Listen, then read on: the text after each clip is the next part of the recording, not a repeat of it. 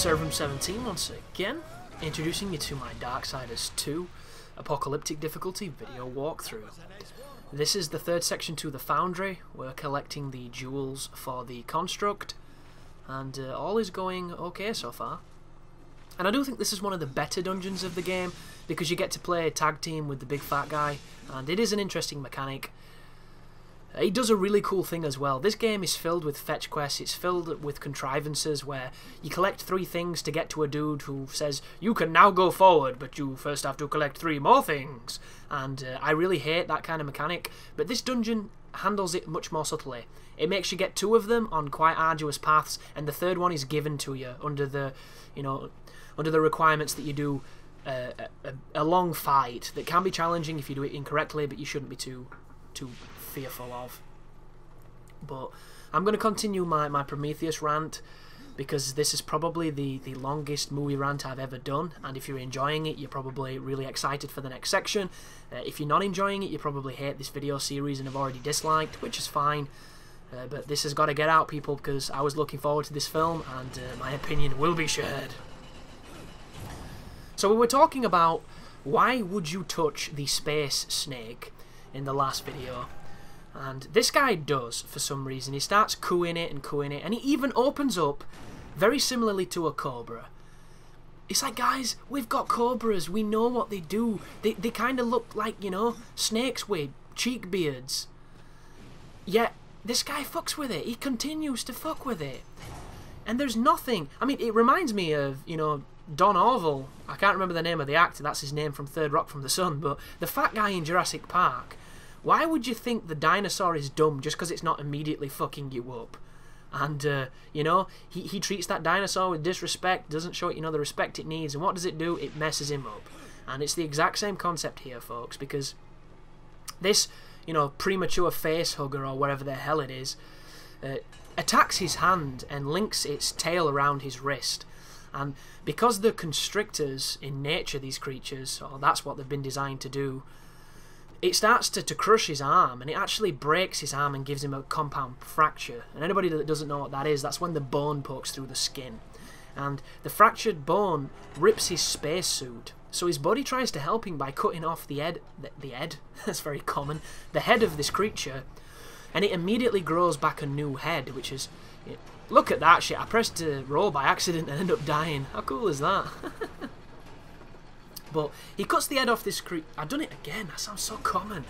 He cuts the head off this creature, and it immediately grows back, and it starts getting inside his suit because of the gap. It then works its way up to his face, because they obviously know how to do this, that's what they do, and it goes in his mouth.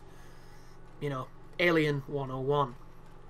The other guy, I think, ends up falling over and cracking his helmet, and then one of them gets on his face, and it doesn't end well for these folks. They end up getting jacked by these creatures. And meanwhile, the members of the rest of the team that are on the ship, they realise that the tracking module in the guy's suit, in one of these, these lost scientist suits, is outside the door of the ship. So they decide to open it. And this is one of those moments where I kind of feel like they had to put some action in, because it had been a little bit too quiet at that point. And, they've got that multi-billion-dollar budget, so they've got to use it.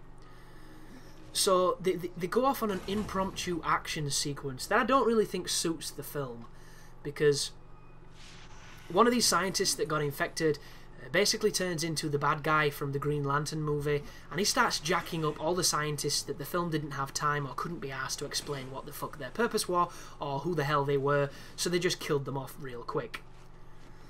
And I don't know if this is a victim of the fact that this script really shows signs of going through numerous revisions that eventually diluted the actual story or the actual characterization of these people.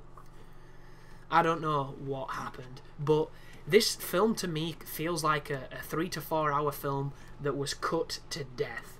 And it was gutted, basically. It had all the worthwhile exposition removed in favour of these flashy action sequences like this one I'm about to explain. And this dude is basically Superman with a big old bunky bulbous head for no real reason except for, he's all alien-fied. And he ends up smashing and killing a load of people, and he can super jump and he can run up walls and shit. He turns into, deformed Neo. kills a few people, eventually gets put down with the weapons that they didn't carry on the scientific expedition onto a planet that could have, you know, potentially lethal environment / lethal inhabitants. Yeah, he didn't carry guns because that was a good idea, because we're all scientists here, we don't need that violence. Fuck that. But he kicks up a fuss, everything kicks off, you know, shit goes down. And then they bring up this ridiculous concept. This amazing, almost game-changing concept. And that concept is the female protagonist, who was barren and unable to conceive children, has sex previously, before all this shit I've just mentioned happens, with the cavalier, you know, happy-go-lucky sandal-wearing scientist who was infected thanks to Fassbender. And she conceives an alien, or some kind of alien. Fassbender knows about this somehow, because he's awesome that way, and he's trying to sedate this woman to stop her, you know, from doing anything about this conception. Because in the space of 10 hours, she's gone to like 3 months term with this fetus, or alien feti, or whatever you would call it. And he wants to sedate her so that he can get this sample and somehow, you know, benefit his goal. She doesn't want this to happen, so she ends up kicking up a fuss. She gets to this male-only operating chair, which is this computer table thing that can automatically operate on you. She asks it to do a cesarean. It can't do it, obviously, because it's a male model. So instead, she says there's a foreign object inside, and she schedules herself for some stomach surgery. And because she's like a scientist and she's not a complete retard, she brings a load of painkillers with her. And in the future, folks, we can go to all these planets in a limited amount of time. We can go into stasis sleep that somehow doesn't age us and allows us to travel extremely long distances and somehow not get malnourished or die. We can do a lot of good stuff. We've come a long way since the Game Boy. Yet, we still have these injections that give us pain relief and still seem to work under the pretense of the standards that we have today. And by this, it only numbs you for a certain amount of time, and it doesn't completely numb you or completely remove the pain. And one would think that such, you know, advances in science would have perhaps, you know, got rid of the whole central nervous system problem of feeling pain. And apparently not. And I don't know if this is so we can humanise with the character while they're in a struggle. I don't know what it is. But suffice to say, she injects herself with this pen. This machine then lasers her stomach open and grabs this egg thing that turns out to look like a giant squid thing. She gets it out of herself, and then it staples her back up, which seems a bit crude for the future. If you've got laser cutting devices, surely you would think they might have laser sealing devices, but instead she staples this wound and then spends the rest of the film running around with this stapled wound. And because they're super space staples, it never comes open.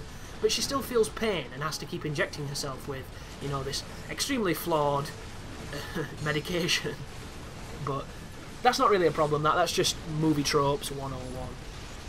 And this then cultivates the rest of the conflict. And the storyline at this point pretty much takes a backseat to a couple of pretty, you know, foreseeable twists and a couple more action sequences of everybody running around, everybody kind of panicking and shit kind of kicking off. And I don't know, it seems like the priorities of this film were just so way off for me. Like, one thing about Alien, the original Alien, is it took its time. It really did. Some people think this is a criticism of that film, because there was a lot of deliberate shots, there was a lot of empty air where it just let the characters be. It just let them exist. And I appreciate that on a creative level, and I also appreciate that on a professional level, because I have studied film, and I have studied why they have moments like that and what its function is.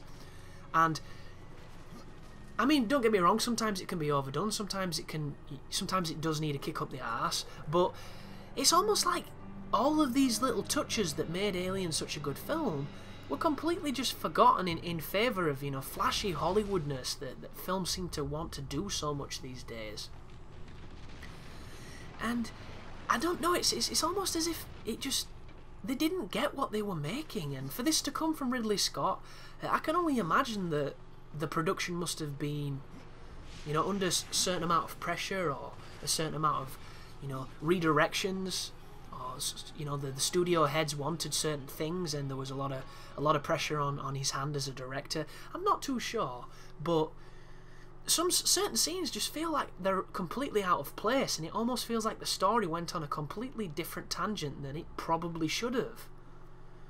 But thanks for watching, guys. Will continue because there's still more to be said. Thanks for watching. You take care now.